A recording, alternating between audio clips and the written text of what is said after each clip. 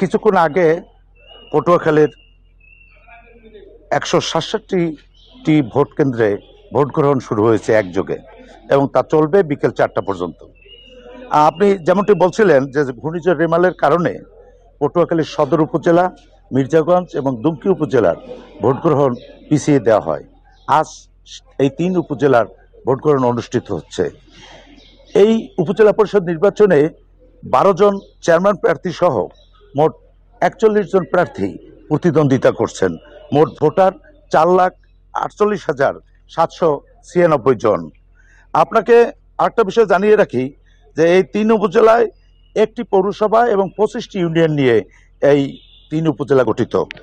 এই উপজেলা নির্বাচনকে সুষ্ঠু এবং সুন্দর করার জন্য প্রশাসন ব্যাপক প্রস্তুতি নিয়েছে।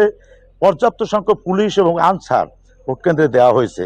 এছাড়া ৩৬ জন নির্বাহী ম্যাজিস্ট্রেট, ১০ প্লাটুন বিজিবি, ১৪টি র্যাবের টিম, ২৬টি স্ট্রাইকিং ফোর্স ও ৫২টি টহল দলের সমন্বয়ে যাতে ভোট কেন্দ্রে ভোটাররা এসে সুষ্ঠুভাবে তাদের ভোট দিয়ে বাড়ি ফিরতে পারেন সে ব্যবস্থা রাখা হয়েছে।